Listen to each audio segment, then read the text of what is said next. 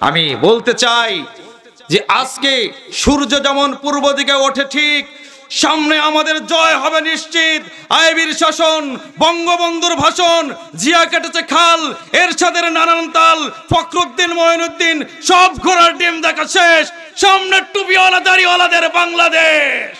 এ দেশের মানুষেরা, লক্ষ কোটি মানুষেরা রাতের বেলায় তাহাজ্জুদের নামাজ আদায় করে, সকাল বেলায় কোরআনের দাওয়াত নিয়ে বিশ্ববিদ্যালয়ে বের হয়ে যায়। আমার ভাইয়েরা, এদেশের যুবকেরা বাংলার জমিনে ছড়িয়ে পড়েছে। তারা মানুষকে কোরআনের কথা বলে। রূপসা থেকে তেতুলিয়া, টেকনাফ থেকে পাথুরিয়া পর্যন্ত প্রত্যেকটা জায়গায় কোরআনের আইন টুডে অর টুমরো পাস হবে ইনশাআল্লাহ।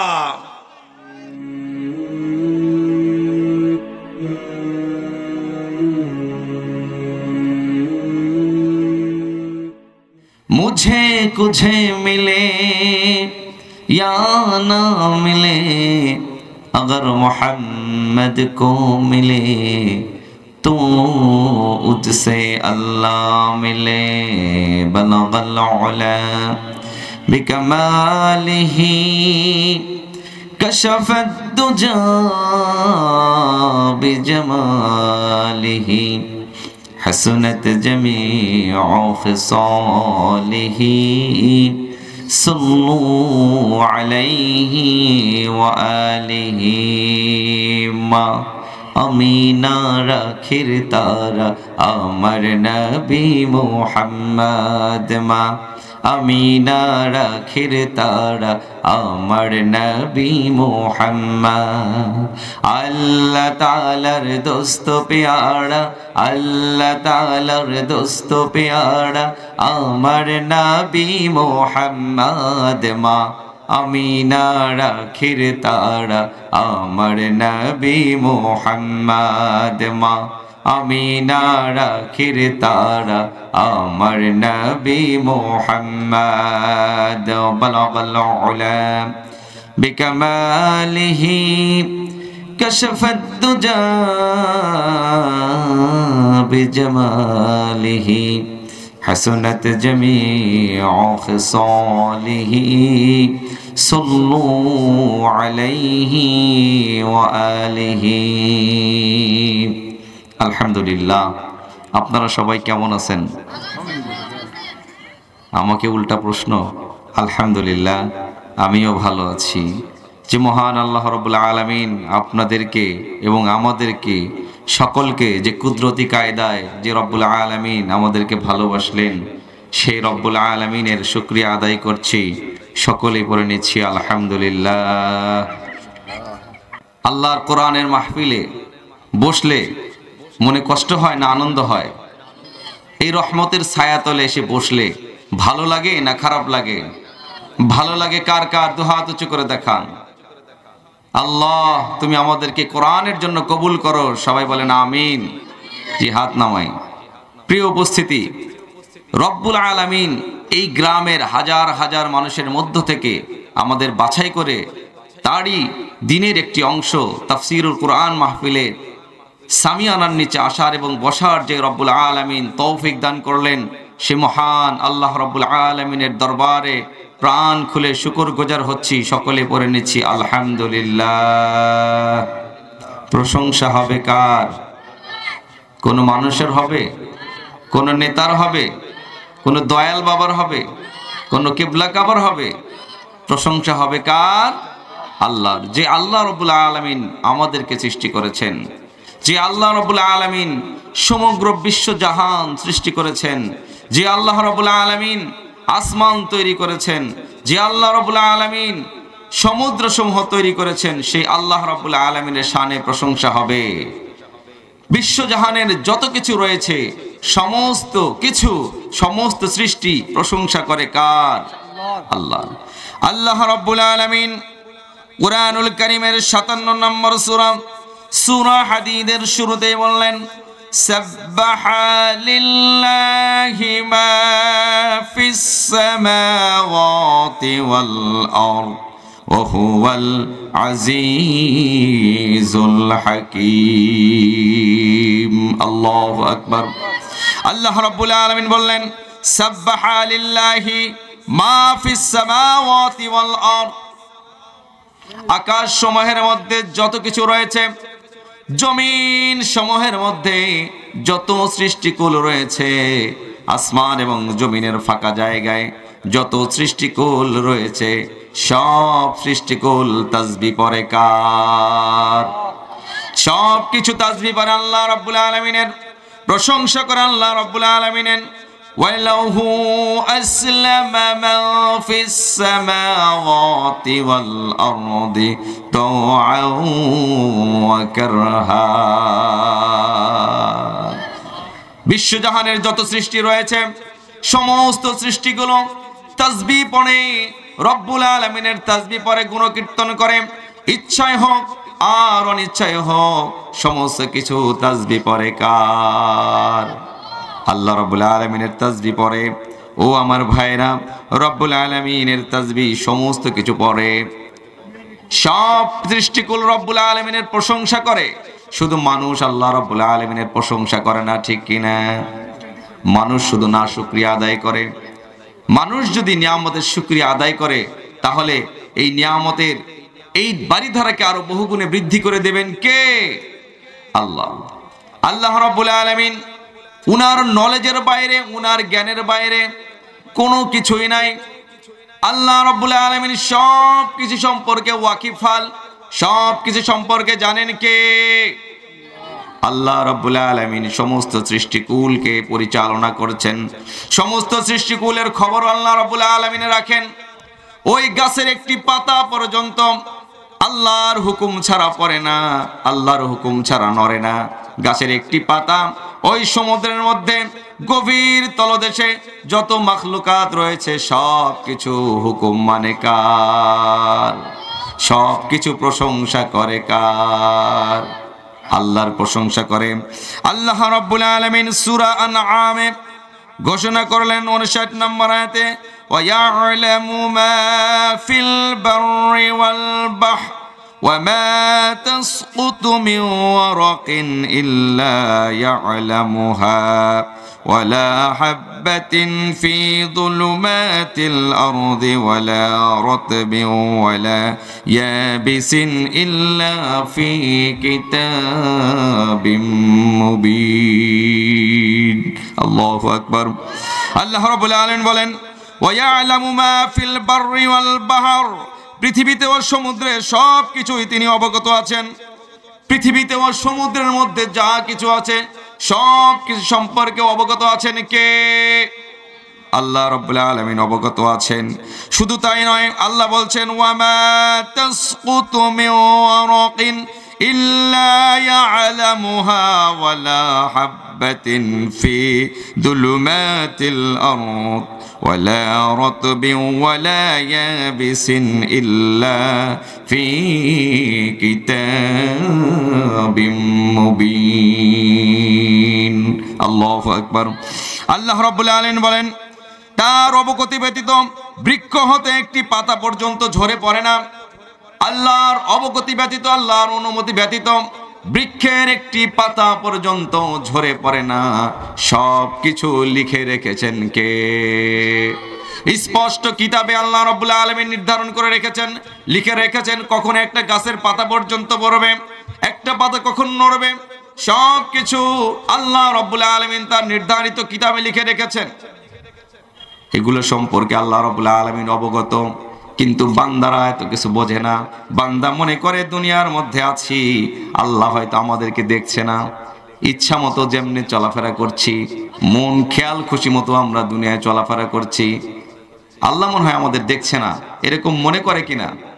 অনেকে মনে মনে সংকল্প করে, কিন্তু মনে মনে যা সংকল্প করে, মনের মধ্যে যা গোপন রাখে সে সম্পর্কে ওয়াকিফাল কে? সে সম্পর্কেও জানেন হলেন আমার আল্লাহ। আল্লাহ রাব্বুল আলামিন কুরআনুল কারীমের সূরা আল মুমিনিন, সূরা আল মুমিনের 19 নম্বর আয়াতে বললেন ইয়ালামু খাইনাতাল আ'য়ুনি ওয়া মা তুখফিস সুদূর। আল্লাহু আকবার। আল্লাহ রাব্বুল আলামিন বলেন যে চক্ষুর অপব্যবহার ও অন্তরে যা গোপন আছে সেই সম্পর্কে অবহিত আছেন কে?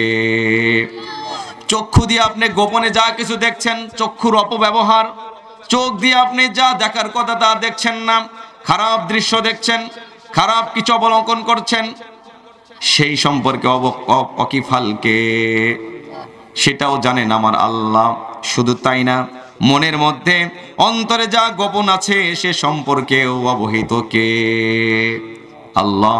এই জন্য আমরা সব সময় মনে করব আল্লাহ আমাদেরকে দেখছেন, আল্লাহ আমাদের সব সময় পর্যবেক্ষণ করছেন। আমরা যে কোনো অবস্থায় পড়ি না কেন, সমস্ত অবস্থায় প্রশংসা করব কার? আল্লাহর প্রশংসা করব। যে অবস্থায় আল্লাহ রাখবেন সেই অবস্থাতেই আমরা প্রশংসা করব। সকলে পড়ে নেব আলহামদুলিল্লাহ। আল্লাহ রাব্বুল আলামিনের পয়গম্বর মুসা আলাইহিস সালাতু ওয়াস সালাম আল্লাহ রাব্বুল আলামিনের সাথে কথোপকথন করার জন্য যাচ্ছিলেন, কথা বলবেন আল্লাহ রাব্বুল আলামিনের সাথে। এরকম অবস্থায় রাস্তা দিয়ে যাচ্ছিলেন, পথিমধ্যে একজন ভাইয়ের সাথে দেখা।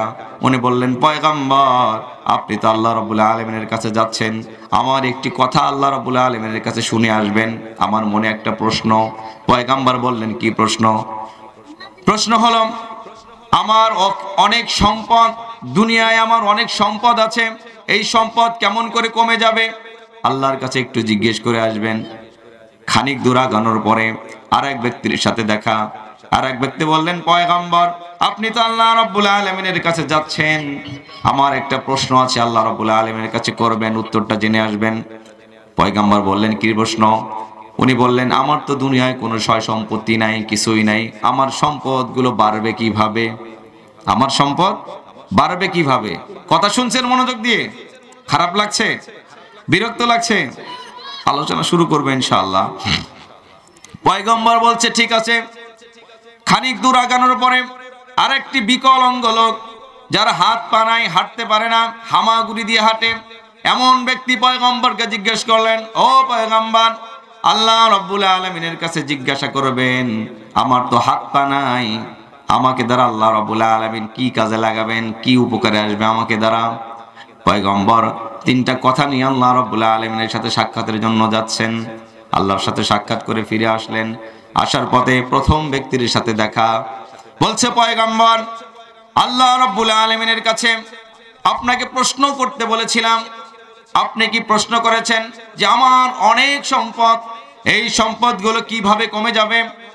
পয়গম্বর উত্তর দিচ্ছে, আল্লাহ রাব্বুল আলামিন বলেছেন, তোমার সম্পদগুলো, অনেক সম্পদ, কিভাবে সম্পদ কমে যাবে তোমার সলিউশন হলো তুমি বেশি বেশি করে আল্লাহ রাব্বুল আলামিনের না শুকরিয়া করো, বেশি বেশি না শুকরিয়া করো, শুকরগুজার করো না, শুকরগুজার করো না, না শুকরিয়া আদায় করো। ওই ব্যক্তি বলল, এটা আপনি কি বললেন পয়গম্বর? আমার রব্বুল আলামিন আমাকে এত ভালোবাসেন, আমাকে এত সম্পদ দান করেছেন, আমার প্রতি এত খুশি হয়েছেন, আর সেই রব্বুল আলামিনের না শুকরিয়া আদায় করব, এটা কিভাবে সম্ভব? আমাকে দ্বারা এটা সম্ভব না, আমি কখনোই রব্বুল আলামিনের না শুকরিয়া আদায় করতে পারবো না, কখনোই না শুকরিয়া আদায় করতে পারবো না। পয়গম্বর বললেন, তাহলে তোমার সম্পদও কোনোদিন কমে যাবে না। আমাদের যাই সম্পদ আছে আমরা যদি শুকরিয়া আদায় করি, এটা বাড়িয়ে দেবেন কে? লাইন শাকারতুম লাযিদান্নাকুম, যদি তোমরা শুকরিয়া আদায় করো অবশ্যই অবশ্যই আমি বৃদ্ধি করে দেব। সুবহানাল্লাহ।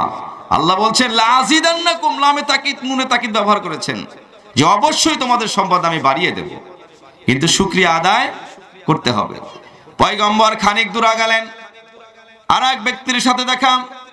ওই ব্যক্তি বললেন, ও পয়গম্বর আল্লাহ রাব্বুল আলামিনের কাছে জিজ্ঞাসা করেছিলেন নাকি আমার সম্পদ কিভাবে বাড়বে? আমার তো কোনো সম্পদ নেই। আল্লাহর পয়গম্বর তখন বলছেন, বেশি বেশি করে আল্লাহ রাব্বুল আলামিনের শুকরিয়া আদায় করো। তুমি যদি বেশি বেশি শুকরিয়া আদায় করো তাহলে তোমার সম্পদকে বাড়িয়ে দিবেন কে? আল্লাহ বাড়িয়ে দেবেন। ওই ব্যক্তি বলছে, এইটা কিভাবে সম্ভব? আমার তো কোনো সম্পদই নাই, আমার অর্থ সম্পদই নাই, আমি কিভাবে শুকরিয়া আদায় করব? আমাকে দ্বারা শুকরিয়া আদায় করা সম্ভব না। আমার আছে একটা কুড়ে ঘর, আছে পরনের একটা লুঙ্গি, জামা কাপড় পর্যন্ত নাই, আমি কিসের জন্য শুকরিয়া আদায় করব?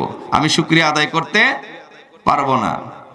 দেখা গেল কিছুক্ষণের মধ্যেই এমন জোরে ঝড় বওয়া শুরু করে দিল, ঝড়ে ওই ব্যক্তির সর্বশেষ সম্বল কুড়ে ঘর উড়ে যায়, কুড়ে ঘর উড়ে চলে গেল ভাঙচুর।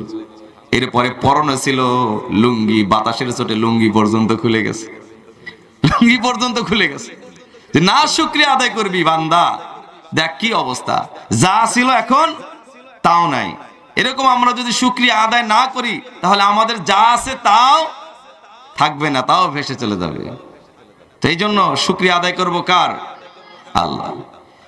সামনে আগানোর পরে কিছু দূর পর ওই বিকলাঙ্গ লোকের সাথে দেখা হয়ে গেল। পয়গম্বরকে বললেন, ও পয়গম্বর, আল্লাহ রাব্বুল আলামিনের কাছে বলেছিলেন কি যে আমাকে দ্বারা আল্লাহ রাব্বুল আলামিন তার কোন প্রয়োজন পূরণ করবেন, আমার দ্বারা কোনো উপকার হবে নাকি? আল্লাহ রাব্বুল আলামিনের কোন উপকার হবে নাকি? আমি তো বিকলাঙ্গ মানুষ, কেন বানিয়েছে আল্লাহ আমাকে? হাত নাই, পা নাই, হামাগুড়ি দিয়ে হাঁটি, আমার দ্বারা আল্লাহ কি করবেন? পয়গম্বর বললেন, তোমাকে দ্বারা আল্লাহ রাব্বুল আলামিন জাহান্নামের একটা ফুটা পূর্ণ করবেন। জাহান্নামের মধ্যে একটা ফুটা আছে, সেই ফুটাটা তোমাকে দ্বারা আল্লাহ পূর্ণ করবেন, ছিদ্র পূর্ণ করে দেবেন। ওই ব্যক্তি সঙ্গে সঙ্গে বলে ফেললো আলহামদুলিল্লাহ,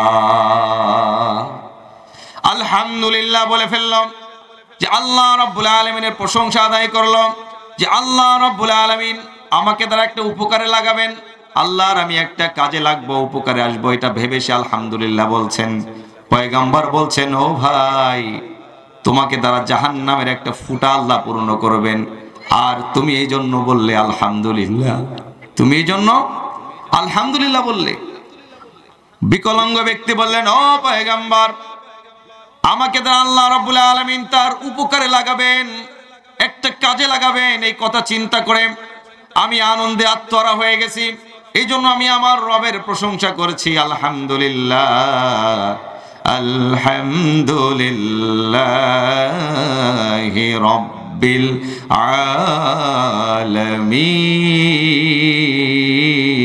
আলামিন। প্রশংসা আদায় করলেন কার? সঙ্গে সঙ্গে দেখতে পেলেন মুহূর্তের মধ্যে বিকলাঙ্গ লোকটাকে ভালো করে দিলেন কে? হাত পা গজিয়ে গেল, সুস্থ একটা মানুষ রূপে গঠিত হয়ে গেল, হেঁটে যাওয়া শুরু করলো। আলহামদুলিল্লাহ, শরীরের পরিবর্তন। খুশি হয়েছেন কে? আল্লাহ যদি খুশি হয়ে যায় তাহলে আপনার জীবনকে, আপনার ভাগ্যকে পরিবর্তন করতে 1 সেকেন্ড সময় লাগবে? সময় লাগবে না। এই জন্য আসুন বেশি বেশি প্রশংসা করব কার? আল্লাহ রাব্বুল আলামিন এত নিয়ামত দিয়েছেন, এগুলোর প্রশংসা সারা দিন রাত করলেও শেষ হবে না। জনম জনম যদি গাহি তোমারি মহিমা গাওয়া শেষ হবে নাহি।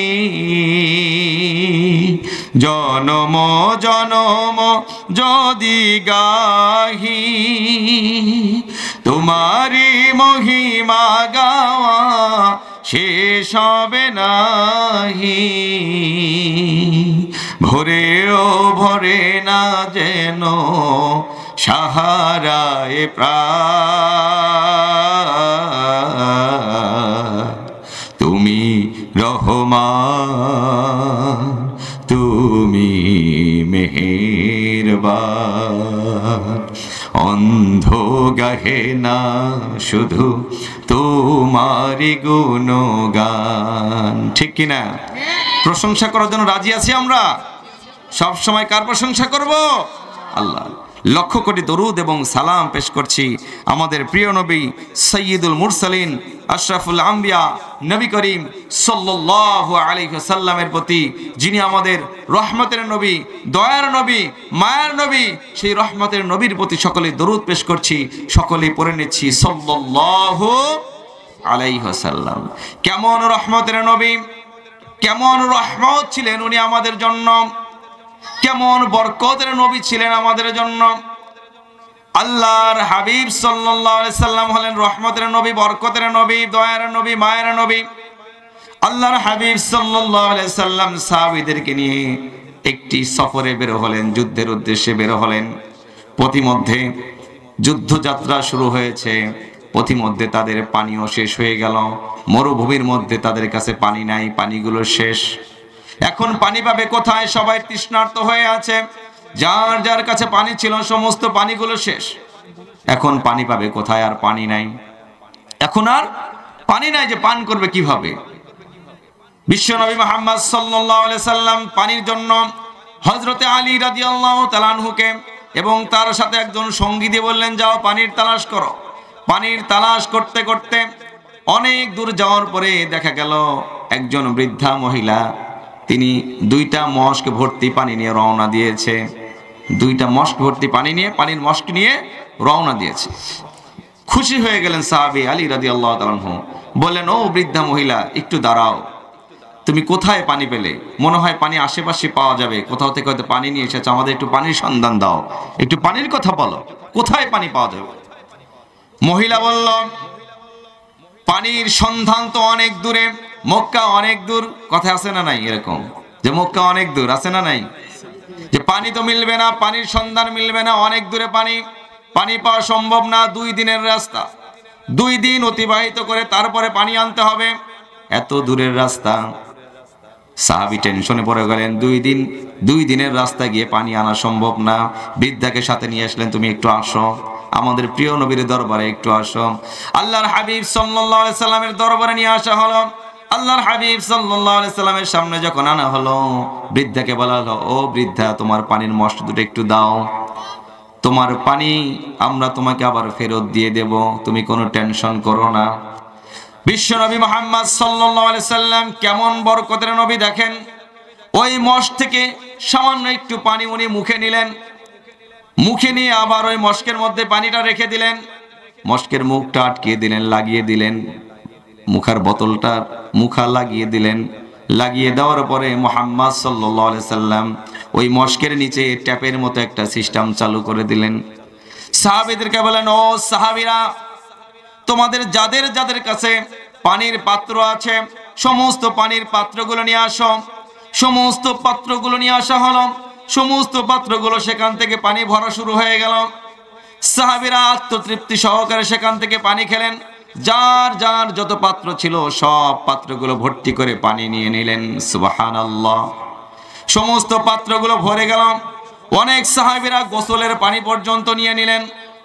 দেখা গেল এত পানি নেওয়ার পরে মুহাম্মদ সাল্লাল্লাহু আলাইহি সাল্লাম ওই বৃদ্ধা মহিলাকে বললেন, ও মা, দেখেন তো আপনার পানি কমেছে কিনা। বৃদ্ধা মহিলা দাঁড়িয়ে থেকে এই দৃশ্য দেখলেন আর হতবাক হয়ে গেলেন, যে সামান্য ছোট্ট মশক, এই মশকের মধ্য থেকে এত বড় বড় পাত্র পূর্ণ হয়ে গেল। আবার ওই মহিলা যখন পাত্রের মুখ খুললেন, মুখ খোলার পরে দেখলেন পাত্রের মধ্য থেকে সামান্য পরিমাণে পানিও কমে যায়নি। সুবহানাল্লাহি ওয়া বিহামদিহি। কেমন বরকতের নবী, ওনার মুখের থেকে একটু পানি দিলেন আর আল্লাহ এমন বরকত দিলেন যে সমস্ত মশকগুলো পানি দ্বারা পূর্ণ হয়ে গেল, সকলের পানির প্রয়োজন মিটে গেল, আর ওই পানি থেকে একটু পানিও কমে গেল না। এমন রহমতের নবী, এমন বরকতের নবী। ওই মহিলা আশ্চর্যজনিত হয়ে গেল, মহিলা বাড়ির দিকে রওনা দিল। সফর থেকে ফিরে এলাকাবাসীদেরকে বলল, ও এলাকাবাসীরা শোনো, একজন পয়গম্বরকে আমি দেখে আসলাম, যার নাম মুহাম্মদ সাল্লাল্লাহু আলাইহি সাল্লাম।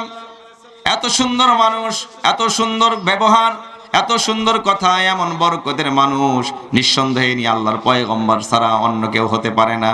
তোমরা যাকে জাদুকর বলো, আসলে সে জাদুকর না, সে হলেন অবশ্যই একজন পয়গম্বর। দেখা গেল সফরে সাহাবীরা যখন যুদ্ধের জন্য গেলেন, ওই বৃদ্ধা মহিলার বাড়ির পাশ দিয়ে যত বাড়ি আছে কোনো বাড়িতে আক্রমণ করলেন না। তাদের মনে পড়েছে ওই বৃদ্ধা মহিলার বাড়ি তারা চিনেছে, যে বৃদ্ধা মহিলা পানি দ্বারা তাদের উপকার করেছে, তাদের বাড়ি আক্রমণ করা হলো না।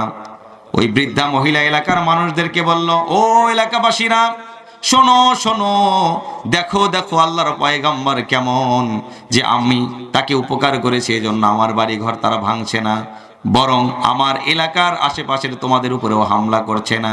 নিঃসন্দেহে ইনি আল্লাহর পয়গম্বর।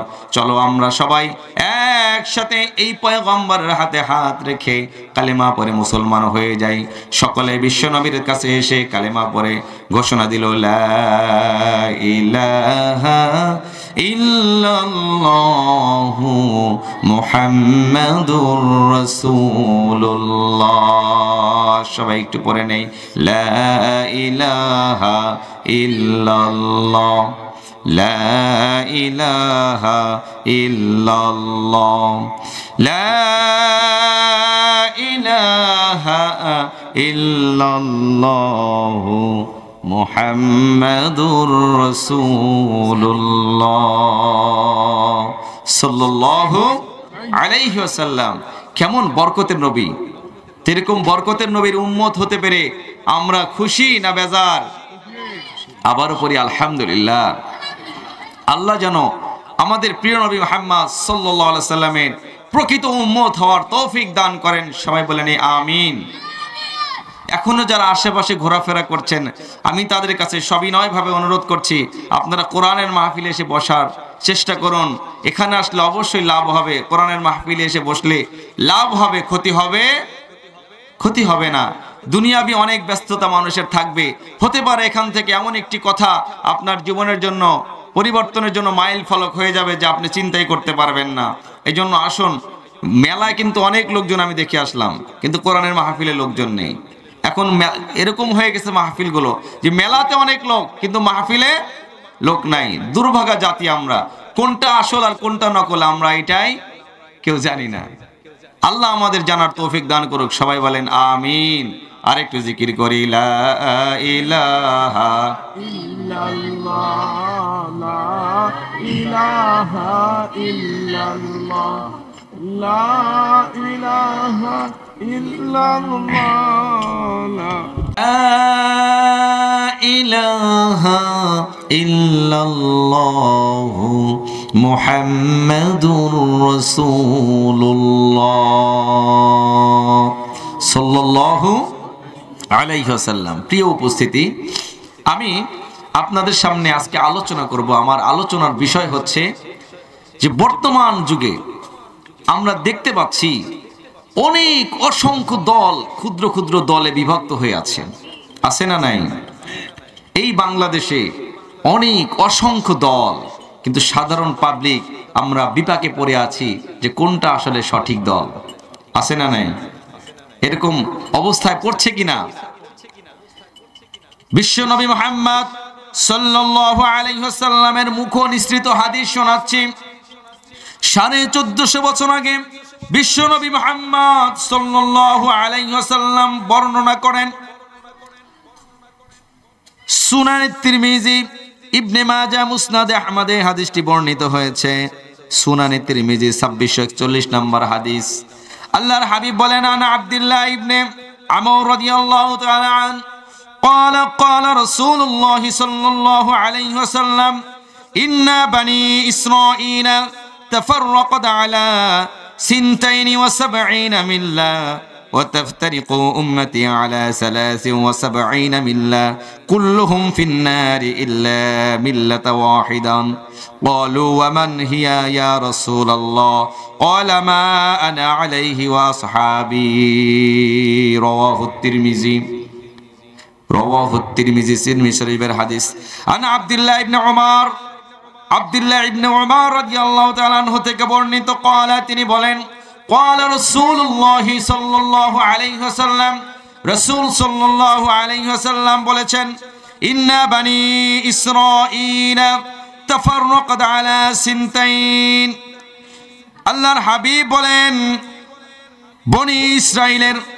বনি ইসরাইলের লোকেরা 72 দলে বিভক্ত ছিল। কয় দলে বিভক্ত ছিল? মনোযোগ দিয়ে শুনবেন, আমি কিন্তু ধরবো, আমার সাথে বলতে হবে। বনি ইসরাইলের লোকেরা 72 দলে বিভক্ত ছিল। কয় দলে বিভক্ত ছিল? 72 দলে বিভক্ত ছিল। আল্লাহর হাবিব বলেন যে বনি ইসরাইলের লোকেরা সিনতাইন ওয়া সাবঈনা মিল্লা, বনি ইসরাইলের সম্প্রদায়েরা 72 ভাগে ছিল। ওয়াতাফতারিকু উম্মতি আলা 73 মিল্লা, আর আমার উম্মতেরা 73 দলে বিভক্ত হবে। কয় দলে? 73 দল। আল্লাহর হাবিব বলছেন যে বনি ইসরাইলের উম্মতেরা, বনি ইসরাইলের লোকেরা 72 দলে বিভক্ত ছিল, আর আমার উম্মতেরা 73 দলে বিভক্ত হবে। আল্লাহু আকবার। তাহলে এই উম্মতেরা আরো বেশি না কম? বেশি। যে এই উম্মতেরা, আল্লাহ রাসূলের উম্মতেরা 73 দলে বিভক্ত হবে। হাদিস শরীফের কথা, বানানো কথা না। 73 দলে বিভক্ত হবে। কুল্লুহুম ফিন্নার ইল্লা মিল্লাতা ওয়াহিদা। আল্লাহর হাবিব বলেন প্রত্যেকটা দল হবে জাহান্নামী, প্রত্যেকটা দল হবে কি জাহান্নামী। ইল্লা মিল্লাতা ওয়াহিদা, একটা দল ব্যতীত। কয়টা দল ব্যতীত? একটা দল ব্যতীত। আল্লাহর হাবিব বলেন সব জাহান্নামী হবে, শুধু একটা দল ব্যতীত। এরা হবে কি? এরা হবে জান্নাতি। জান্নাতি। এই দলটা হবে জান্নাতি। কোন দলটা জান্নাতি এটা আমাদের বুঝতে হবে, এইটা আমাদের আইডেন্টিফাই করতে হবে যে একটা দল হবে জান্নাতি। আল্লাহর হাবিব বলেন ৭৩ দল হবে আর একটা দল হবে জান্নাতি, আর সব জাহান্নামী। সাহাবীরা জিজ্ঞেস করলেন ক্বালু আমান হিয়া ইয়া রাসূলুল্লাহ, হে আল্লাহর রাসূল সেই একটা দল কারা? মা হিয়া ইয়া রাসূলুল্লাহ, সেই দলটা কারা? এটা কি চাচ্ছিকানি কথা নাকি? কত বড় কথা যে ৭৩টা দল হবে সব জাহান্নামী আর একটা দল হবে জান্নাতি। আর সেই জান্নাতি দল কারা? আল্লাহর হাবিবকে জিজ্ঞেস করছেন। ক্বালু, তারা জিজ্ঞেস করছেন ওয়ামান হিয়া ইয়া রাসূলুল্লাহ, এই একটা দল কারা যারা জান্নাতি হবে? ক্বালা মা আনা আলাইহি ওয়া আসহাবি। আল্লাহর হাবিব সাল্লাল্লাহু আলাইহি সাল্লাম বলেন সেই দলটা হলো মা আনা আলাই, সেটা হলো আমি এবং আমার সাহাবীদের দল। সুবহানাল্লাহ। আল্লাহর হাবিব বলছেন সেই দলটা হলো আমি এবং আমার সাহাবী। আমাদেরকে যারা অনুসরণ করবে, আল্লাহর হাবিব তো সারা জীবন থাকবে না, আল্লাহর হাবিবের আদর্শ, সাহাবীদের আদর্শ যারা জীবনে ধারণ করবে এরাই হবে সেই দলের অন্তর্ভুক্ত, এরাই হবে জান্নাতি দল। উলাইকা হুমুল মুফলিহুন, এরাই হবে সফল কাম। ঠিক কিনা? ৭৩ দলের মধ্যে একটা দল হবে জান্নাতি। সেই জান্নাতি দলের কি বৈশিষ্ট্য থাকবে? আল্লাহর হাবিব সাল্লাল্লাহু আলাইহি সাল্লামের কি বৈশিষ্ট্য ছিল, তার সাহাবীদের কেমন বৈশিষ্ট্য ছিল, আমরা আজকে কোরআন হাদিসের দ্বারা আলোচনা করে এটা আপনাদের সামনে ক্লিয়ার করার চেষ্টা করব ইনশাআল্লাহ। এই ৭৩ দলের মধ্যে একটি দল সঠিক, সেই দলটার বৈশিষ্ট্য কি? এরা হবে জান্নাতি। সেই জান্নাতি ব্যক্তিদের, সেই জান্নাতি দলদের বৈশিষ্ট্য কি হবে, আমরা আজকে এই পয়েন্টের উপরে আলোচনা করার চেষ্টা করব ইনশাআল্লাহ। যতটুকু সময় পাওয়া যায় এতটুকু সময়ের মধ্যে আলোচনা করার চেষ্টা করব। প্রিয় ভাইরা, এখন আমরা চিন্তা করব যে আল্লাহ রাব্বুল আলামিন এই দলের ব্যাপারে কোরআনুল কারীমের মধ্যে কি বলেছেন। আল্লাহ মূলত কোরআনুল কারীমের মধ্যে দুইটা দলের কথা বলেছেন, একটা হলো হিজবুল্লাহ আর একটা হলো হিজবুশ শাইতান। আল্লাহর দল আর একটা হলো কিসের দল? শয়তানের দল। এখন হিজবুল্লাহ তাদের বৈশিষ্ট্য কেমন হবে, আল্লাহর দলের বৈশিষ্ট্য কেমন হবে? শয়তান তো যারা গোমরাহী পথভ্রষ্ট তাদেরকে বলা হয়। আর আল্লাহর দলের বৈশিষ্ট্য কি এটা আমরা আগে বলবো, তারপরে শয়তানের দলের বৈশিষ্ট্য আপনারা এমনি বুঝতে পারবেন। আল্লাহর দলের বিপরীত যারা, এরাই শয়তানের দলের অন্তর্ভুক্ত। ঠিক কিনা? আপনারা কি বিরক্ত হবেন? আমি কি আলোচনার দিকে যাব? আল্লাহ রাব্বুল আলামিন দলের ব্যাপারে কি বললেন? আল্লাহ রাব্বুল আলামিন সূরা আল ইমরানের ১০৪ নম্বর আয়াতে রাব্বুল আলামিন বললেন ওয়ালতাকুম মিনকুম উম্মাতুন ইয়াদউনা ইলাল খায়রি ওয়া ইয়া'মুরুনা বিল মা'রুফি ওয়া ইয়ানহাউনা আনিল মুনকার ওয়া উলাইকা হুমুল মুফলিহুন। আল্লাহু আকবার। আল্লাহ রাব্বুল আলামিন সূরা আল ইমরানের ১০৪ নম্বর আয়াতে বললেন ওয়ালতাকুম মিনকুম উম্মাতুন ইয়াদউনা ইলাল খায়র, তোমাদের মধ্যে এমন একটি দল, এমন একটি জাতি, এমন একটি গোষ্ঠী থাকতেই হবে, থাকা দরকার, যারা কি করবে? একটা গোষ্ঠীর কথা বলেছেন। কয়টা গোষ্ঠী? একটা দল থাকতে হবে। কেমন দল? তাদের বৈশিষ্ট্য কি? আল্লাহ রাব্বুল আলামিন কোরআন দ্বারা বলছেন যে তাদের বৈশিষ্ট্য হবে ওয়ায়ামুরুনা বিল মা'রুফি ওয়া ইয়ানহাউনা আনিল মুনকার। ইয়ামুরুনা বিল মা'রুফ, তারা আদেশ করবে কি? মা'রুফ, সৎ কাজের আদেশ করবে। যেই দলটা সৎ কাজের দিকে মানুষকে আদেশ করবে যে ভাই নামাজ পড়ো, রোজা রাখো, প্রতিবেশীর হক নষ্ট করো না, পিতামাতার হক নষ্ট করো না। কেমন? কোরআন পড়ার জন্য বলবে, হাদিস পড়ার জন্য বলবে, ইসলামিক জ্ঞান অর্জন করার জন্য যারা বলবে, যারা মানুষকে শুধু ভালোর দিকে বলবে, খারাপের দিকে বলবে না, তারা বলবে না এসো সিনেমা দেখি, এসো আমরা মেয়েদেরকে ইফটিজিং করি, এসো আমরা টেন্ডারবাজি করি, চাঁদাবাজি করি, এগুলো কথা তারা বলবে না।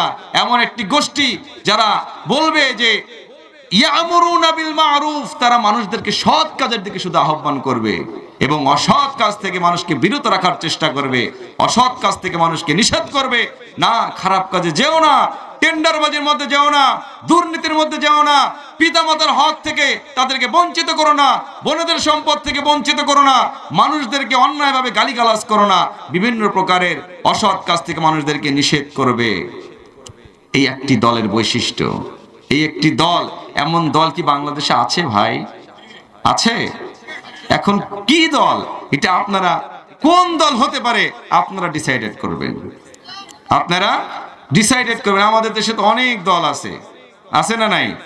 বিশ্বনবী সাল্লাল্লাহু আলাইহি সাল্লামের বাণী যে ৭৩টা দল হবে, একটা দল হবে সফল, একটাই হবে জান্নাতি দল। তাদের বৈশিষ্ট্যগুলো আমরা আলোচনা করছি। এরপরে বলা হচ্ছে উলাইকা হুমুল মুফলিহুন, আর এরাই হবে সফল কাম। এরা কি হবে? সফল কাম হয়ে যাবে, এরাই হবে সফল, এরা ব্যর্থ না। এই দলটাই হবে সফল দল। আল্লাহ রাব্বুল আলামিন দল করার ব্যাপারে বলছেন ওয়াতাসিমু বিহাবলিল্লাহি জামিআন ওয়া লা তাফাররাকু, তোমরা ঐক্যবদ্ধভাবে আল্লাহ রাব্বুল আলামিনের রজ্জুকে ধারণ করো, আল্লাহ রাব্বুল আলামিনের কোরআনকে তোমরা ধারণ করো। আল্লাহ রাব্বুল আলামিন যে কোরআন তোমাদেরকে দিয়েছেন, যে বিধান তোমাদেরকে দিয়েছেন, সেই বিধানকে তোমরা ঐক্যবদ্ধভাবে ধারণ করো। ওয়ালা তাফাররাকু, তোমরা পরস্পর বিচ্ছিন্ন হয় না। একসাথে থাকার জন্য আল্লাহ রাব্বুল আলামিন বলেছেন। আমরা কি একসাথে আছি না নাই? এখন একসাথে থাকার দরকার আছে না নাই? একসাথে যদি না থাকি তাহলে আমাদেরও বিপদ আছে না নাই? মানুষ জাতি দেখেছে, লক্ষ্য করেছে যে জাতি একত্রবদ্ধ ছিল না, একতা ছিল না। এই জন্য জাতির উপর কত অত্যাচার এসেছিল, নির্যাতন এসেছিল, নিপীড়ন এসেছিল, মানুষ স্বচক্ষে দেখেছে। কথা বলেন ঠিক কিনা? এই জন্য আমাদেরকে আল্লাহ রাব্বুল আলামিন ঐক্যবদ্ধ হয়ে থাকার জন্য বলেছেন, আর আমরা মুসলমানেরা ঐক্যবদ্ধ হয়ে থাকবো ইনশাআল্লাহ। জি আলহামদুলিল্লাহ। তো আমরা আল্লাহ রাব্বুল আলামিনের বিধানকে আমরা ফলো করব, আমরা ঐক্যবদ্ধভাবে চলার চেষ্টা করব। তাহলে জান্নাতি দলদের আল্লাহ রাব্বুল আলামিন কি বলছেন? এরা ঐক্যবদ্ধভাবে থাকবে। জান্নাতি দলের কিছু বৈশিষ্ট্য রয়েছে। বৈশিষ্ট্যের মধ্যে কয়েকটি বৈশিষ্ট্য আপনাদের সামনে বর্ণনা করতে চাই। এরা হবে এমন সুমিষ্টভাষী, সুন্দর ভাষা সম্পন্ন ব্যক্তি হবে, যে মানুষকে তার ভাষা দিয়ে, মুখ দিয়ে কষ্ট দেবে না, মুখ দিয়ে মানুষকে কষ্ট দেবে না।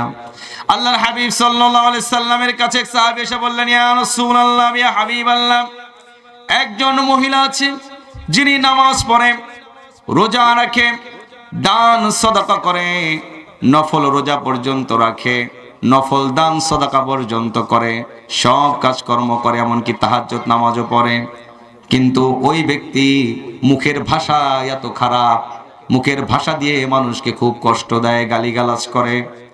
আল্লাহর হাবিব সাল্লাল্লাহু আলাইহি ওয়াসাল্লাম বলেন, ওই ব্যক্তি জাহান্নামী, ওই ব্যক্তি জাহান্নামী।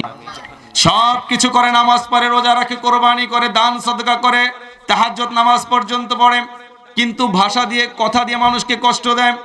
আল্লাহর হাবিব সাল্লাল্লাহু আলাইহি ওয়াসাল্লাম বলেন, ওই ব্যক্তি হলো জাহান্নামী। এরপরে আল্লাহর হাবিবকে বললেন, ইয়া রাসূলুল্লাহ, ইয়া হাবিবাল্লাহ, আর একজন ব্যক্তি আছে, যেই মহিলা নামাজ পড়ে, রোজা রাখে, দান সাদাকা বেশি করে না, অল্প অল্প করে, নফল নামাজও বেশি করে না, নফল নামাজও বেশি আদায় করে না। এই ব্যক্তির ব্যাপারে আপনার মন্তব্য কি? আল্লাহর হাবিব সাল্লাল্লাহু আলাইহি সাল্লাম বলেন, ওনার মুখ দিয়ে কি কাউকে কষ্ট দেয় না, উনি মুখের ভাষা খুব চমৎকার, মিষ্টি ভাষী, সুন্দর ব্যবহার মানুষের সাথে করে। আল্লাহর হাবিব সাল্লাল্লাহু আলাইহি সাল্লাম বলেন, ওই ব্যক্তি জান্নাতি। সুবহানাল্লাহ বলবেন না? ওই ব্যক্তি জান্নাতি। যে এমন সুন্দর মিষ্টি ভাষা, যে ভাষা দ্বারা মানুষকে কখনো কষ্ট দেয় না, এই ব্যক্তির ব্যাপারে আল্লাহর হাবিব বললেন উনি জান্নাতি। তাহলে জান্নাতি ব্যক্তির একটা বৈশিষ্ট্য কি পেলাম? যে মুখ দ্বারা কাউকে কষ্ট দেবে না, মুখ দ্বারা কাউকে কষ্ট দিবে না। ফাবিমা রাহমাতিন মিনাল্লাহি লিনতা লাহুম ওয়ালাউ কুনতা ফাদদান গালিযাল কলব লানফাদ্দু মিন হাওলিক। আল্লাহ রাব্বুল আলামিন তার হাবিবকে বললেন, আপনি যদি কর্কশ ভাষার হতেন, আপনি যদি খারাপ ভাষার অধিকারী হতেন, বদ মেজাজের হতেন, রাগী মেজাজের হতেন, তাহলে আপনার সঙ্গী সাথীরা আপনার পাশ থেকে সরে যেত, আপনার সঙ্গী সাথীরা আপনার পাশে থাকতো না, সবাই সরে যেত। কিন্তু বিশ্বনবী মুহাম্মদ সাল্লাল্লাহু আলাইহি সাল্লামের ভাষা ছিল কত সুন্দর, মিষ্টি ভাষা। উনার ভাষা দিয়ে উনি কখনো কাউকে কষ্ট দেননি, উনার ভাষা দিয়ে কাউকে উনি কষ্ট দেননি। উনার ভাষায়, উনার কথায় সবাই হৃদয় শীতল হয়ে যেত, সকলের হৃদয় শীতল হয়ে যেত। এই জন্য জান্নাতি ব্যক্তির বৈশিষ্ট্য হবে তার ভাষা দিয়ে কাউকে কষ্ট দেবে না। আমাদের সমাজে এমন দল আছে না নাই, যাদের ভাষাগুলো অনেক সুন্দর, মানুষকে কখনো কষ্ট দেয় না, আছে না নাই? এমন লোক খুঁজে খুঁজে দেখবেন, কাদের মিষ্টি মিষ্টি কথা, সুন্দর হাসি মাখা কথা, সুন্দর সুন্দর কথা কাদের, খেয়াল করবেন। এগুলো হলো জান্নাতি দলের একটা বৈশিষ্ট্য, এগুলো জান্নাতি দলের বৈশিষ্ট্য। আল্লাহর হাবিব সাল্লাল্লাহু আলাইহি সাল্লাম যাকে পালক পুত্র রেখেছেন যায়েদ রাদিয়াল্লাহু তাআলা আনহু, উনি বলেছেন 10টা বছর মুহাম্মদ সাল্লাল্লাহু আলাইহি সাল্লামের কাছে ছিলাম, উনার খেদমত করেছি, কোনোদিন মুখের ভাষায় আমাকে একটু গালিগালাজ পর্যন্ত করে নাই, এমনকি শব্দটা পর্যন্ত বলে নাই। আল্লাহু আকবার! এত সুন্দর ভাষা ছিল আমাদের প্রিয় নবী মুহাম্মদ সাল্লাল্লাহু আলাইহি সাল্লামের। তো সেই মুহাম্মদ সাল্লাল্লাহু আলাইহি সাল্লাম এবং তার সাহাবীরা, এরা হলো জান্নাতি দল। তাদের বৈশিষ্ট্য যাদের মধ্যে থাকবে তারাও হবে জান্নাতি। আল্লাহ রাব্বুল আলামিনের হাবিব বলেন, আকসারু মা ইউদখিলুন নাসাল জান্নাহ তাকওয়াল্লাহ ওয়া হুসনুল খুলুকি ওয়া আকসারি মা ইউদখিলুন নাসান নার আল ফাম ওয়াল ফারজ। আল্লাহর হাবিব বলেন, আকসারু মা ইউদখিলুন নাসাল জান্নাহ, অধিকাংশ মানুষকে জান্নাতে প্রবেশ করাবে। কি জান্নাতে প্রবেশ করাবে? অধিকাংশ মানুষদেরকে জান্নাতে প্রবেশ করাবে তাকওয়াল্লাহ, আল্লাহর প্রতি তাকওয়া আছে যাদের, আল্লাহকে যারা ভয় করে, এই সমস্ত মানুষদেরকে আল্লাহ রাব্বুল আলামিন জান্নাতে প্রবেশ করাবেন। অধিকাংশ মানুষরাই জান্নাতি হবে যারা আল্লাহকে ভয় করে। এবং ওয়া হুসনুল খুলুক, এবং যাদের উত্তম চরিত্র, যাদের উত্তম ব্যবহার, যারা সুন্দর ব্যবহার করে, এই সুন্দর ব্যবহারকারীরা অধিকাংশই জান্নাতে প্রবেশ করবে। সুবহানাল্লাহি ওয়া বিহামদিহি, এরাও জান্নাতে প্রবেশ করবে। এরপরে আল্লাহর হাবিব বললেন যে ওয়া আকসারি মা ইউদখিলুন নাসান নার, অধিকাংশ মানুষদেরকে জাহান্নামে প্রবেশ করাবে। কি জাহান্নামে প্রবেশ করাবে? আল ফামু ওয়াল ফারজ, একটি হলো মুখ আর একটি হলো গুপ্তাঙ্গ। এই মুখ এবং গুপ্তাঙ্গ, এই দুইটি জিনিস অধিকাংশ মানুষকে জাহান্নামে প্রবেশ করাবে। মুখ দিয়ে মানুষকে আঘাত করা যায়, ঘায়েল করা যায়, ঠিক কিনা? মুখের কথা এত কষ্টদায়ক, যে বন্দুকের গুলির চাইতেও মুখের ভাষা বেশি কঠিন, আছে না এরকম? যে বন্দুকের গুলির চাইতেও মনে হয় মুখের ভাষা দিয়ে মানুষকে বেশি আঘাত করা যায়। এই মুখকে হেফাজত করবেন, লজ্জাস্থানকে হেফাজত করবেন, আপনাকে জান্নাত দিবেন কে? আল্লাহ রাব্বুল আলামিনের হাবিবের কাছে সাহাবী আসলেন, সাহাবীরা বসে আছেন। আল্লাহর হাবিব বললেন, কিছুক্ষণের মধ্যে একজন ব্যক্তি আসবে, যেই ব্যক্তি হবে জান্নাতি। জান্নাতি একটা ব্যক্তি আমাদের মাঝে আসবেন। সবাই দেখলেন, কিছুক্ষণ পরে এক ব্যক্তি আসলো, সে হলো জান্নাতি। কয়েকদিন পর আবার বললেন, কিছুক্ষণের মধ্যে আমাদের মধ্যে একটি লোক আসবে, তিনি হলেন জান্নাতি। দেখা গেল প্রথম ওই ব্যক্তিটাই আবার এসেছে। তৃতীয় দিন আবার বললেন, আমাদের মাঝে একটি ব্যক্তি আসবে, যিনি হলেন জান্নাতি। দেখা গেল ওই ব্যক্তিটাই এসেছেন। সাহাবীরা কৌতূহল হয়ে গেল, আর এই লোকটার মধ্যে কি এমন আমল রয়েছে যে আল্লাহর হাবিব বললেন এই ব্যক্তি জান্নাতি। একজন যুবক সাহাবী তার পিছু নিলেন, পিছু পিছু যাওয়া শুরু করলেন। পিছু পিছু গিয়ে দেখলেন এই ব্যক্তি কি আমল করে, আমলটা দেখা দরকার। বিশ্ব নবীর কথা তো মিথ্যা হতে পারে না, যে আল্লাহ রাসূল বলেছেন এই ব্যক্তি জান্নাতি, তাহলে আল্লাহ রাসূলের কথা তো মিথ্যা হতে পারে না। দেখা শুরু করলেন, গোপনে গোপনে তার বাড়িতে গেলেন, 2 দিন 3 দিন তার বাড়িতে থাকলেন, কৌশল করে তার সাথে থাকলেন। ওই ব্যক্তি বললেন, ও ভাই তুমি কেন, বাবা তুমি কেন আমার সাথে এরকম 3 দিন যাবত থাকছো, ঘটনা কি, তুমি কি জানতে চাও, তুমি কি জন্য এসেছো, তোমার উদ্দেশ্য কি? ওই সাহাবী বললেন, আমি দেখতে চাচ্ছি আপনি কি এমন আমল করেন যে আল্লাহ রাসূল সাল্লাল্লাহু আলাইহি সাল্লাম আপনাকে বলেছেন জান্নাতি, আপনাদেরকে বলেছেন যে আমরা একটা লোক দেখতে পাবো যেটা হবে জান্নাতি, আপনি হলেন সেই লোক, এই জন্য আমি দেখতে এসেছি আপনি কি আমল করেন যে আপনি জান্নাতি।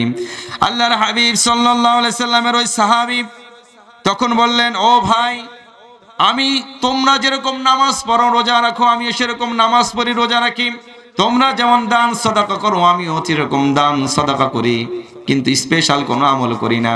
আমি একটা আমল করি, সেটা হলো কোনো মানুষের কোনো অভিযোগ আমার কাছে নাই,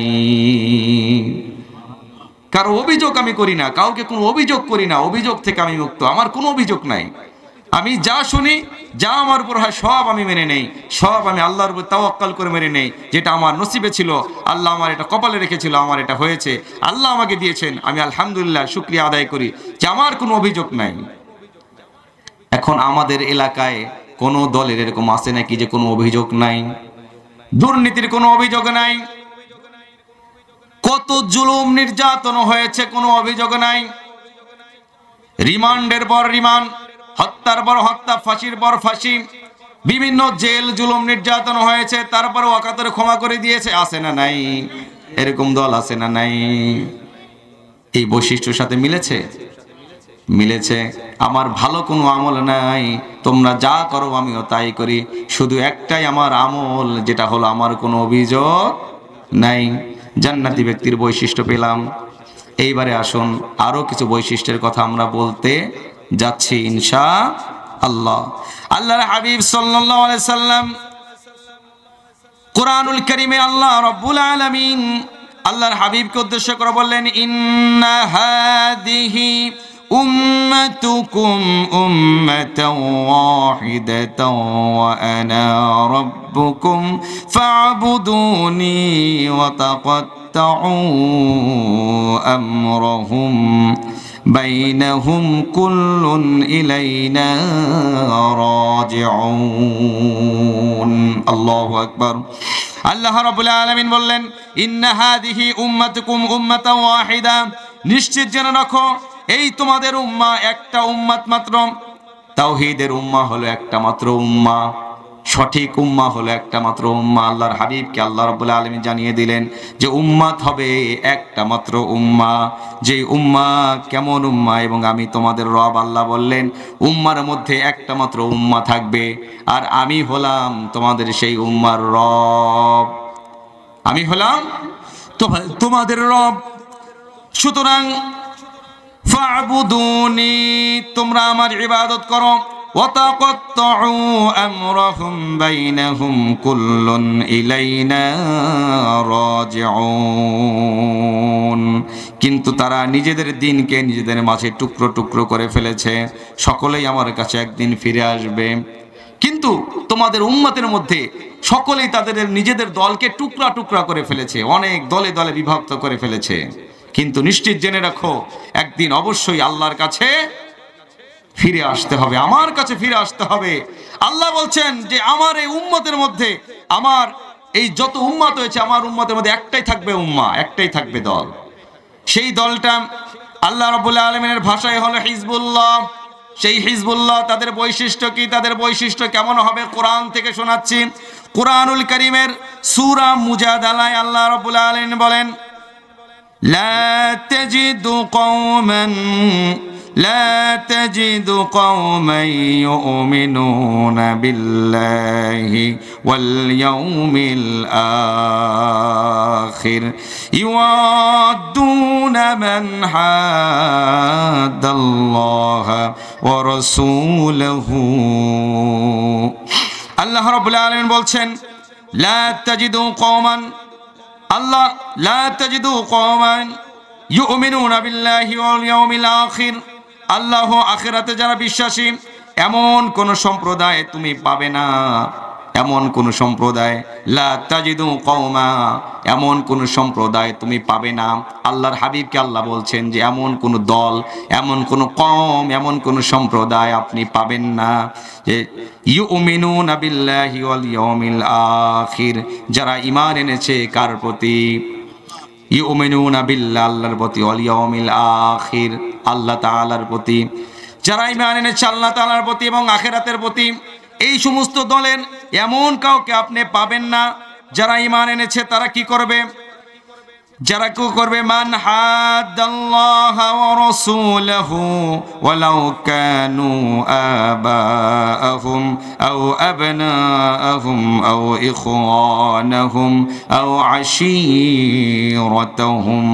আল্লাহ রাব্বুল আলামিন বলেন যে মান হাদাল্লাহ ওয়া রাসূলহু, এবং তারা রাসূল এবং আল্লাহ রাব্বুল আলামিনের বিরুদ্ধচারী যারা করে, বিরুদ্ধচারীদেরকে, যারা আল্লাহ এবং আল্লাহর রাসূলদেরকে বিরুদ্ধচারণ করে, আল্লাহ এবং আল্লাহ রাসূলের বিরুদ্ধচারণ যারা করে, যারা ঈমান আনয়ন করেছে, এদের কাউকে আপনি পাবেন না যে যারা আল্লাহ এবং আল্লাহ রাসূলের সাথে বিরুদ্ধচারণ করে, হোক না এই বিরুদ্ধচারণ তাদের পিতা হোক, পুত্র হোক, অথবা তাদের জাতি গোষ্ঠী হোক। এমন কোন লোক আপনি পাবেন না। কথা কি বুঝেছেন? এমন কোন জাতি বা গোষ্ঠী আপনি পাবেন না যারা ঈমান আনয়ন করেছে আল্লাহর প্রতি এবং রাসূলের প্রতি, আখিরাতের বিষয়ের প্রতি, যারা কি করবে না? যারা আল্লাহ এবং আল্লাহর রাসূলদেরকে বিরোধিতা করে, এবং যারা বিরোধিতা করে, বিরুদ্ধচারণ যারা করে, এই বিরুদ্ধচারণকারী এমন বিরুদ্ধচারণ করে যে তাদের পিতা হোক, এরপরে পুত্র হোক, ভাই হোক, এদের সাথেও বিরুদ্ধচারণ করে ফেলে, এদের সাথেও বিরুদ্ধচারণ করে। যারা আল্লাহকে বিরুদ্ধচারণ করে তাদের সাথে এরা সম্পর্ক রাখে না, সম্পর্ক ছেদ করে। আপনার পিতা পুত্র আল্লাহর সাথে সম্পর্ক, আল্লাহ এবং আল্লাহ রাসূলের সাথে বিরোধিতা করেছে, যারা ঈমান এনেছে এরা কি করবে? তাদের সাথে সম্পর্ক ছেদ করে ফেলবে, তাদের সাথে তাদের কোনো সম্পর্ক নাই। এরা হলো আল্লাহর প্রতি ঈমান আনয়ন করেছে। আল্লাহ রাব্বুল আলামিন বলেন যে তাদের অন্তরে আল্লাহ রাব্বুল আলামিন ঈমান লিখে দিয়েছেন, তাদেরকে শক্তিশালী করেছেন এবং অদৃশ্য শক্তি দ্বারা তাদেরকে শক্তিশালিত করেছেন। আল্লাহ রাব্বুল আলামিন ইউদখিলুহুমুল জান্নাতিন তাজরি মিন তাহতিহাল আনহার, আল্লাহ রাব্বুল আলামিন তাদেরকে জান্নাতে প্রবেশ করাবেন। এই সমস্ত দলের লোকদেরকে জান্নাতে প্রবেশ করাবেন যারা আল্লাহ এবং আল্লাহ রাসূলের বিরুদ্ধচারণ করে, কিন্তু এই বিরুদ্ধচারণকারীর সাথে কোনো সম্পর্ক এই ঈমানদাররা রাখে না। যদিও তারা তাদের ভাই, তাদের পুত্র, তাদের সন্তান, তাদের একদম নিকট আত্মীয় স্বজনও যদি হয়, তাও তাদের সাথে সম্পর্ক রাখে না। হযরতে আল্লাহ রাব্বুল আলামিনের একজন রাসূলের একজন সাহাবী তার পিতাকে পর্যন্ত হত্যা করেছিল। তার পিতা ইসলামের বিরুদ্ধে বদরের যুদ্ধে বিরুদ্ধাচরণে মুশরিকদের সাথে, কাফিরদের সাথে যুদ্ধের ময়দানে শরীক হয়েছিল। আবু উবাইদা ইবনে জাররাহ রাদিয়াল্লাহু তাআলা আনহু যার নাম, উনি ওনার পিতার বিরুদ্ধে যুদ্ধ করেছেন। শুধু তাই না, ইসলামের শত্রু হওয়ার কারণে বিপক্ষে অবস্থান করার জন্য আবু উবাইদা ইবনে জাররাহ রাদিয়াল্লাহু তাআলা আনহু পিতাকে হত্যা করেছেন। পিতার কল্লাকে একদম শরীরের বডি থেকে আলাদা করে ফেলেছেন, শরীরের বডি থেকে আলাদা করে ফেলেছেন। হযরত আবু বকর সিদ্দিক রাদিয়াল্লাহু তাআলা উনি উনার সন্তান, যখন উনি বদরের প্রান্তরে যুদ্ধে লিপ্ত হলেন, ওনার সন্তান বিরুদ্ধবাদী ছিল। ওনার সন্তান তখন ইসলাম ধর্ম গ্রহণ করেননি। ওনার সন্তান ওনার বিরুদ্ধে তরোয়াল ধরেছে। যুদ্ধের ময়দানে সন্তানের সামনে তাদের দেখা হয়েছে। সন্তান পিতাকে দেখেছে, পিতাকে দেখার পরে যুদ্ধের ময়দানে পিতাকে সে ছেড়ে দিয়েছে। আমার পিতা আবু বকর, আমার পিতা, তাকে সে ছেড়ে দিয়েছে, যুদ্ধে তার সামনে যায়নি। পরে যখন উনি ইসলাম গ্রহণ করেছে, পরে আবু বকরকে বলেছে, ও পিতা, আপনি যুদ্ধের ময়দানে ছিলেন, আমি আপনার বিরুদ্ধে ছিলাম, আমি ইসলামের বিপক্ষে অবস্থান করেছি, কিন্তু আপনি ইসলামের পক্ষে ছিলেন। আপনি ইসলামের পক্ষে ছিলেন। ইসলামের পক্ষে থাকার কারণে আমি আপনার পিতা, আপনি আমার পিতা, আমি আপনার সাথে যুদ্ধ করি নাই, আমি ফাঁকে চলে গেছি। হযরত আবু বকর সিদ্দিক রাদিয়াল্লাহু তাআলা বললেন, ও আমার পুত্র, আল্লাহর কসম করে বলছি, তুমি যদি আমার সামনে পড়তে, আমি যদি তোমাকে দেখতাম, আমি পুত্রের কোনো পরিচয় দিতাম না, আমি তোমাকে খাতির করতাম না, তোমাকে একজন মুশরিক হিসাবে আমার তরোয়াল দিয়ে তোমার ফায়সালা করে দিতাম। আল্লাহু আকবার! কেমন ঈমান ছিল যে তুমি আমার পুত্র, কিন্তু তুমি তো ইসলাম ধর্ম গ্রহণ করো নাই, তুমি তো শত্রু, তুমি তো আল্লাহর শত্রু, তুমি তো আমাদের সকলের শত্রু, তুমি ইসলামের দুশমন, তোমাকে আমি সামনে পেলে তোমাকে আমি তরোয়াল দিয়ে হত্যা করে দিতাম। তুমি আমাকে মাফ করেছো, তুমি আমাকে দেখেও না দেখার ভান করেছো, কিন্তু আমি যদি দেখতাম তাহলে তোমাকে আমি ছাড় দিতাম না। হযরত ওমর ফারুক রাদিয়াল্লাহু তাআলা আনহু উনার জীবদ্দশার শেষ মুহূর্তে উনি যখন খলিফা নিযুক্ত করবেন, প্রতিনিধি নিযুক্ত করবেন, উনি চিন্তা করলেন, উনি তখন বললেন, আহারে আজকে যদি উবাইদা ইবনে জাররাহ থাকতো, বেঁচে থাকতো, তাহলে আমি তাকে খলিফা হিসেবে নিযুক্ত করে যেতাম, যে ইসলামের জন্য তার পিতাকে পর্যন্ত বরদাস্ত করে নাই, তার পিতাকে পর্যন্ত হত্যা করেছে। সেই আবু উবাইদা ইবনে জাররাহ যদি থাকতো, তাহলে আজকে খলিফা হিসেবে আমি তাকে মনোনয়ন করে যেতাম। তাহলে এদের বৈশিষ্ট্য কি হবে? যে এরা কাউকে খাতির করবে না, কোনো ভাইকেও খাতির করবে না। মুসআব ইবনে আদি রাদিয়াল্লাহু তাআলা আনহু তারা নিজের ভাইয়ের বিরুদ্ধে যুদ্ধ ঘোষণা করেছেন। নিজের ভাই ছিল বিপক্ষে আর উনি ছিলেন আর এক পক্ষে, মুসলমানদের পক্ষে, আর নিজের ভাই ছিল মুশরিকদের পক্ষে। উনি যুদ্ধের ময়দানে নিজের ভাইকে পর্যন্ত বরদাস্ত করেন নাই, নিজের ভাইকে পর্যন্ত দুনিয়া থেকে বিদায় করে দিয়েছেন। আমরা কিরকম পারবো? তাহলে আল্লাহর দলের বৈশিষ্ট্য কি হবে? যারা ইসলামের জন্য কোনো খাতির করবে না, কোনো মুশরিকদেরকে তারা খাতির করবে না, কোনো কাফের বেঈমানকে তারা খাতির করবে না, কোনো জালিমকে তারা খাতির করবে না, সব জালিমদেরকে তারা কতল করে দেবে। তারা থাকবে আল্লাহর দল, আর ওরা থাকবে হিজবুশ শয়তান, শয়তানের দল। যারা ইসলামের বিপক্ষে অবস্থান করবে, ভাই হোক, বোন হোক, পিতা হোক, তাদের সাথে আমাদের কোনো সম্পর্ক নাই। আমাদের রব হলেন আল্লাহ, আমাদের দল হলেন হিজবুল্লাহ, আমরা আল্লাহর দলের লোক। আল্লাহর দলের লোক কাউকে বরদাস্ত করে না। এই জন্য আল্লাহ রাব্বুল আলামিন বললেন যে وَيُدْخِلُهُمْ جَنَّاتٍ تَجْرِي مِنْ تَحْتِهَا الْأَنْهَارُ خَالِدِينَ فِيهَا। আল্লাহ রাব্বুল আলামিন বলেন ওয়ায়ুদখিলুহুম জান্নাতিন তাজরি, তাদেরকে জান্নাতে প্রবেশ করা হবে, তাজরি মিন তাহতিহাল আনহার, যেই জান্নাতের নিচ দিয়ে নদী সমূহ প্রবাহিত, খালিদিনা ফিহা, সেখানে তারা চিরকাল অবস্থান করবে। আল্লাহ রাব্বুল আলামিন বলছেন রাদিয়াল্লাহু আনহুম ওয়া রাদু আন, আল্লাহ রাব্বুল আলামিন তাদের প্রতি সন্তুষ্ট, তারাও আল্লাহ রাব্বুল আলামিনের প্রতি সন্তুষ্ট। উলাইকা হিজবুল্লাহ আলা ইন্না হিজবাল্লাহি হুমুল মুফলিহুন।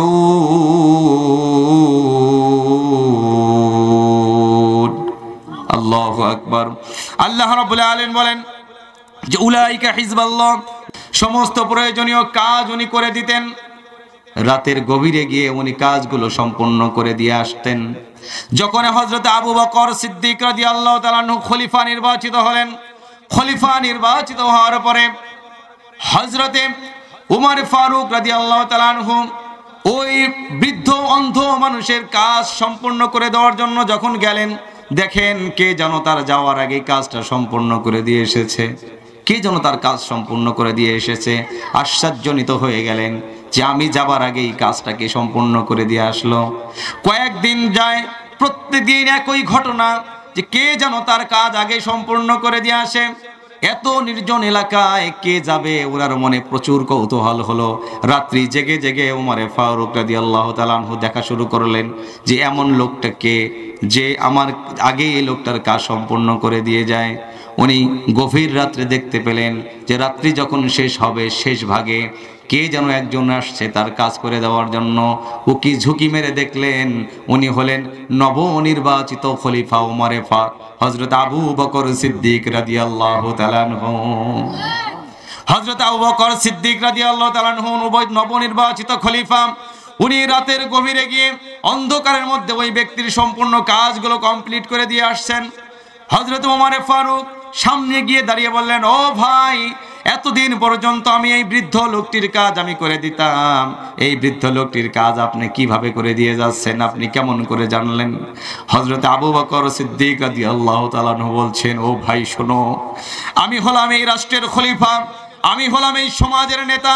আমার মতো নেতা খলিফা হওয়ার পরে আমি যদি আমার রাষ্ট্রের একজন মানুষের খেদমত না করতে পারি, কিয়ামতের ময়দানে আল্লাহ রাব্বুল আলামিনের কাঠগড়ায় আমি যখন দাঁড়াবো, আমার রাব্বুল আলামিন যখন আমাকে বলবে যে ও আবু বকর, তোমার রাষ্ট্রের একজন সাধারণ মানুষ চোখ অন্ধ, কাজ করতে পারে না, প্রয়োজন পূরণ করতে পারে না, তুমি তার প্রয়োজন পূরণ করে দিতে পারো নাই, সেদিন আমি রব্বুল আলামিনের কাছে কি জবাব দেব? আমার জবাব দেওয়ার আর কিছুই থাকবে না। আল্লাহু আকবার। এই জন্য আমি সবার আগে এই ব্যক্তির কাজটা করে দিয়ে যাচ্ছি। কেমন খলিফা তারা ছিলেন! ইসলামী রাষ্ট্র যদি কায়েম হয়, সমাজে যদি ইসলামের আইন প্রতিষ্ঠিত হয়, তাহলে আমাদের সমাজটাও এরকম হবে। আজকে আমরা কোরআনের আইন যদি সমাজে বাস্তবায়ন করতে চাই, তাহলে আমাদেরকে দাড়িওয়ালা টুপিওয়ালা মানুষদের হাতে এই সমাজটাকে তুলে দিতে হবে, তাহলে এই কোরআনের আইন এই সমাজে বাস্তবায়ন হবে। কথা বলেন ঠিক কিনা? ভাইরা আমার, এরকম খলিফা, এরকম সোনালী মানুষ আল্লাহ রসুল সাল্লাল্লাহু আলাইহি সাল্লামের সংস্পর্শে এসে গঠিত হয়েছে। আমার প্রিয় ভাইরা, যারা জুলুম করেছে, যারা অত্যাচার করেছে, যারা মানুষের উপর অবিচার করে, এরা কি কখনো সফল কাম হতে পারবে? এরা কখনো সফল কাম হবে না। আল্লাহ রাব্বুল আলামিন বলেন, ওয়ামান লাম ইয়াহকুম বিমা আনজালাল্লাহু ফাউলাইকা হুমুদ যালিমুন। যারা আল্লাহর দেওয়া বিধান যারা মানে না, এরা হলো জালেম। আল্লাহর বিধান যারা বাস্তবায়ন করে না, আল্লাহর বিধান দ্বারা যারা সমাজ পরিচালনা করে না, এরা হলো জালেম। এরা কি? এরা হলো জালেম। আর জালেমদের ব্যাপারে অবগত আছেন কে? জালেমদের ব্যাপারে অবগত আছেন কে? আল্লাহ রাব্বুল আলামিন জালেমদের ব্যাপারে অবগত আছেন। আল্লাহ রাব্বুল আলামিন সূরা ইব্রাহিমের 42 নম্বর আয়াতে বলছেন, ওয়ালা তাহসাবান্নাল্লাহা গাফিলান আম্মা ইয়া'মালুল যালিমুন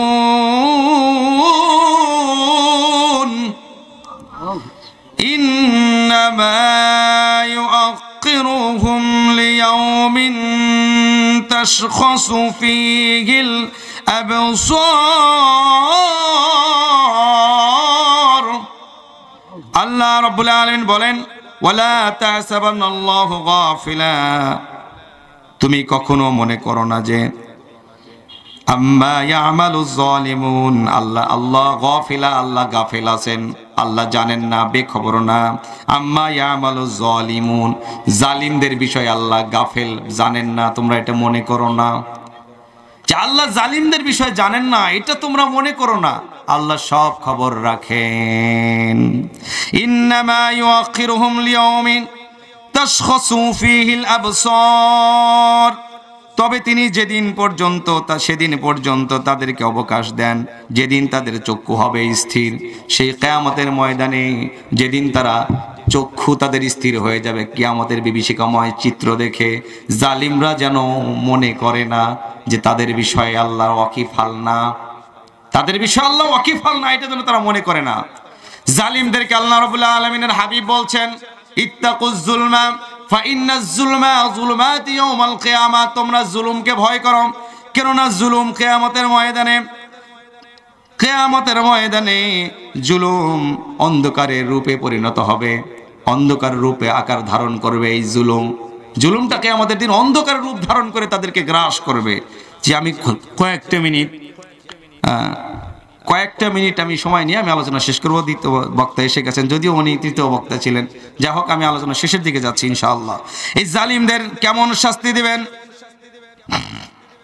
সেই বিষয়ে আল্লাহ রাব্বুল আলামিন কুরআনুল কারীমের মধ্যে ঘোষণা করেন। আল্লাহ রাব্বুল আলামিন কুরআনুল কারীমের সূরা হজের 45 নম্বর আয়াতে বলেন, ফাকাআইয়িম মিন ক্বরিয়াতিন আহলাকনাহা وهي ظالمة فهي خاوية على عروشها وبئر معطلة وقصر مشيد আল্লাহ রাব্বুল আলামিন বলেন ফাকাআইয়্যিম মিন ক্বরিয়াতিন আহলাকনাহা, আমি ধ্বংস করেছি কত জনপদ যেগুলির বাসিন্দা ছিল জালিম। ফাকাআইয়্যিম মিন ক্বরিয়াতিন আহলাকনাহা ওয়া হিয়া যালিমাতুন, আমি কতক সম্প্রদায়কে ধ্বংস করেছি, কতক জনপদকে ধ্বংস করেছি, বাসিন্দাদেরকে ধ্বংস করেছি যাদের বাসিন্দারা ছিল কি জালিম ছিল, যারা জুলুম করেছে। জালিম মানে কি, কেমন করে আল্লাহ রাব্বুল আলামিন ধ্বংস করেছেন। ফাহিয়া খাবিয়াতুন আলা উরুশিহা ওয়া বিইরিন মুআত্তালাতিন ওয়া কসরিম মাশীদ, এই সব জনপদ তাদের ঘরের ছাদ সহ ধ্বংসস্তূপে পরিণত হয়েছিল। এই সব জনপদের লোকেরা শুধু ধ্বংস হয় নাই, তাদের ঘর পর্যন্ত, তাদের ছাদ পর্যন্ত আল্লাহ রাব্বুল আলামিন ধ্বংস করে দিয়েছেন। ঘর তো ধ্বংস করে দিয়েছেন, বরং তাদের ছাদ সহ ধ্বংস করে দিয়েছেন। আল্লাহ কত 1450 বছর আগে বলছেন যে জালিম সম্প্রদায়কে আল্লাহ এমন শাস্তি দিয়েছেন, তাদের ঘরের ছাদ সহ তাদেরকে ধ্বংস করে দিয়েছেন। তাদের কুয়াগুলো পতিত ফালিয়ে দিয়েছেন, তাদের কুয়াগুলো ব্যবহার অযোগ্য হয়েছে। এবং শুধু তাই নয়, কত সুদৃঢ় প্রাসাদ রয়েছে, সেই প্রাসাদগুলো আল্লাহ রাব্বুল আলামিন কি করেছেন, ধ্বংস করে দিয়েছেন। এই জালিম সম্প্রদায়ের ঘর সহ ছাদ সহ ধ্বংস করে দিয়েছেন কে? এটা কার কথা?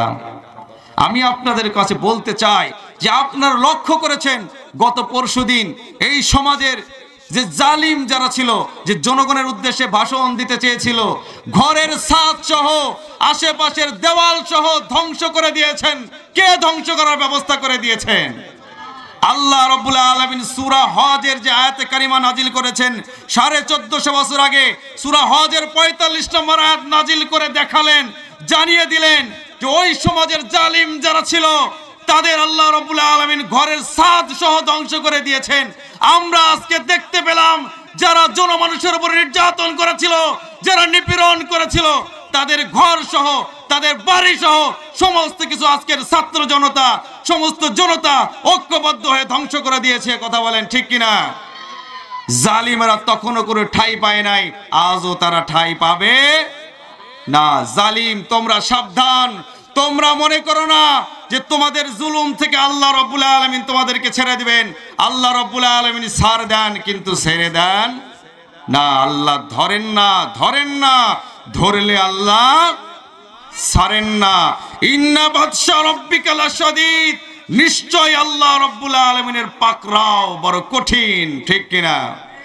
এমন পাকড়াও হয়েছে তোমাদের বাংলাদেশে মাথা গোজার ঠাঁই হয়নি, তোমাদের ইন্ডিয়াতেও মাথা গোজার ঠাঁই হওয়া কঠিন হয়ে গেছে। কথা বলেন ঠিক কিনা? তোমরা পালানোর জন্য একটা গর্ত পর্যন্ত খুঁজে পাও নাই, পাবেও। জনগণ জেগেছে। আমার ভাইরা, আল্লাহ রাব্বুল আলামিনের প্রতি যারা ঈমান এনেছে, আল্লাহকে যারা বিশ্বাস করে, তারা আজকে বুঝতে পারছে, যারা কোরআনের আইনকে যারা ফলো করে, যারা কোরআনের রজ্জুকে ধরার চেষ্টা করে, যারা আল্লাহর আইনকে আল্লাহর জমিনে বাস্তবায়ন করার জন্য চেষ্টা করে, এই সমস্ত দলেদের সাথে থাকার দরকার আছে না নাই? আমরা আজকে আলোচনা করার চেষ্টা করলাম যে কারা হলো আল্লাহর দল আর কারা হলো শয়তানের দল। আমরা আল্লাহর দলের কিছু বৈশিষ্ট্য বর্ণনা করার চেষ্টা করেছি। সংক্ষিপ্ত সময়ে আমি কতটুকু বুঝাতে পেরেছি আপনারাই ভালো জানেন। আমার কথার মধ্যে আপনারা তো বোঝার কথা যে বাংলাদেশের মধ্যে যতগুলো দল আছে, এখন এই দলগুলোর মধ্যে কোন দলটা সঠিক আপনারাই বুঝে নেওয়ার চেষ্টা করবেন। আপনাদের কাছে আমি প্রশ্ন রাখছি, আমি বলতে চাই যে আজকে সূর্য যেমন পূর্ব দিকে ওঠে ঠিক, সামনে আমাদের জয় হবে নিশ্চিত। আইবির শাসন, বঙ্গবন্ধুর ভাষণ, জিয়া কেটেছে খাল, এরশাদের নানান তাল, ফখরুদ্দিন মঈনুদ্দিন সব ঘোড়ার ডিম দেখা শেষ। সামনে টুপিওয়ালা দাড়িওয়ালাদের বাংলাদেশ। এদেশের মানুষেরা, লক্ষ কোটি মানুষেরা রাতের বেলায় তাহাজ্জুদের নামাজ আদায় করে, সকাল বেলায় কোরআনের দাওয়াত নিয়ে বিশ্ববিদ্যালয়ে বের হয়ে যায়।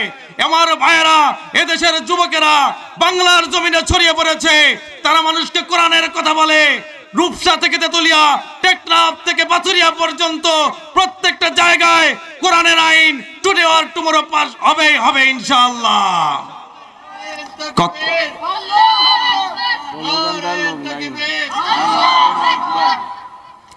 সূর্য যেরকম, বৃষ্টি যেরকম উপর থেকে নামলে জমিনটা উর্বর হয়ে যায়, জমিনটা ফসলের জন্য উর্বর ভূমিতে পরিণত হয়ে যায়। আমরা শাহাদাতের নজিরানা পেশ করেছি। বাংলাদেশে শত কোটি মানুষ, যুবকেরা নিজেদের শরীরের তাজা প্রাণ দিয়েছে। বাংলার জমিনে শাহাদাত হয়েছে অসংখ্য মানুষ, অসংখ্য দিনী ভাইরা, মুজাহিদ ভাইরা নিজেদের তাজা শরীরের রক্ত দিয়ে শাহাদাতের নজরানা পেশ করেছে। শহীদের রক্ত জমিনে পতিত হয়েছে, সেই জমিন কোরআনের ঘাঁটিতে পরিণত হবে ইনশাআল্লাহ। আসুন প্রিয় ভাইরা, আমরা ঐক্যবদ্ধ হয়ে আমরা আল্লাহর রজ্জুকে ধারণ করে কোরআনের দলের সাথে থাকার সহযোগিতা করি। আল্লাহ রাব্বুল আলামিন আমাদের সবাইকে তৌফিক দান করুক। এতক্ষণ যতগুলো কথা বললাম, এই কথার মধ্যে ভুল ত্রুটি হলে ক্ষমা সুন্দর দৃষ্টিতে দেখবেন। আমল করার মতো কিছু থাকলে আমল করার চেষ্টা করবেন। আল্লাহ রাব্বুল আলামিন আমাদের সবাইকে দিনের জন্য কবুল করুক। আমা তৌফিক ইল্লা বিল্লাহ। আসসালামু আলাইকুম ওয়া রাহমাতুল্লাহি ওয়া বারাকাতুহু।